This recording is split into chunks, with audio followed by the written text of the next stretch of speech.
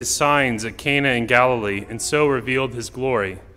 And the disciples began to believe in him. The Gospel of the Lord.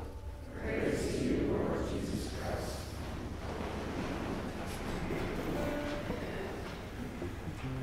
If you were to tell someone that you went to a wedding this weekend, their first question would be, who got married? They wouldn't ask how the wine was or who else was there, at least not first and foremost. But we hear about this wedding in the gospel, and the one thing that St. John never tells us is who the bride and the groom are. And it's because their names are not important. What is important in the story is the presence of the mother of Jesus and her son and what they do at this wedding feast. And it is a story rich with symbolism and lots of meaning, and it could take lots of homilies to explain all of it. But today I just want to focus on what Mary says, because in the Gospels, Mary only speaks 7 times. In all 4 Gospels, she only speaks 7 times, and this is 2 of the 7 times. 7 more times than her husband, St. Joseph, speaks in the Gospels. Of course, he doesn't say anything that's recorded. But these 2 phrases are very important because we know that from the overflowing of the heart, the mouth speaks. And so when we listen to the words of Mary, we have an insight into her immaculate heart. So what's the first thing she says? They have no wine. In the ancient Near East, these wedding feasts would go on for days, even weeks, and wine was an important ingredient to the festivity. And so if the wine ran out, it would mean humiliation for the couple, and it would mean an end of the party. And that would be a sad and bitter way to conclude a wedding. And so Mary sees this problem and does something about it. We can think about how we might respond to this circumstance. On one hand, we might take some sort of dark pleasure in the fact that they ran out of wine at their wedding. We might think to ourselves, it suits them right.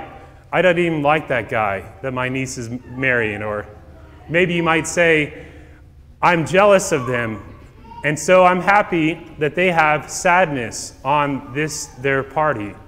Or you might you might feel satisfied because you said, I told them that they were going to run out of wine. And did they listen? No, they didn't. And see, look what happened. Or you might even say, well, it's too bad, but I can't do anything about it, so I might as well go home. But is that what Mary did? No, she did something about it. Because of her loving maternal heart, she notices a problem, and then she goes to the one who can do something about it, her son Jesus. And she tells him they have no wine. And so this little phrase summarizes Mary's concern and solicitude for her children. And it can teach us how we too ought to be loving and thoughtful for others. And it can teach us that we ought to go to Mary with our concerns because she will, in a simple way, pass them along to her son. And when Mary asks something of her son, what happens? He does it. She is an expert on Jesus.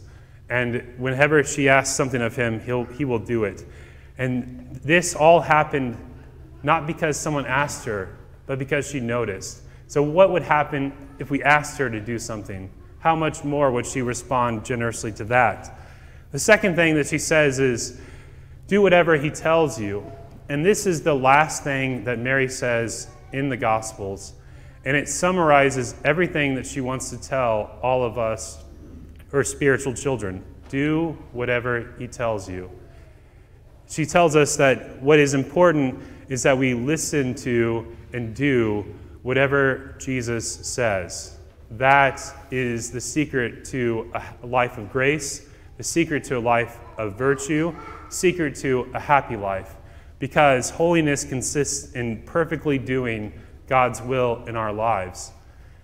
And so we should do whatever he tells us. And then we have this example of Jesus who, for our sake and for our salvation, was obedient to all the details of his Father's plan of his life, death, and resurrection.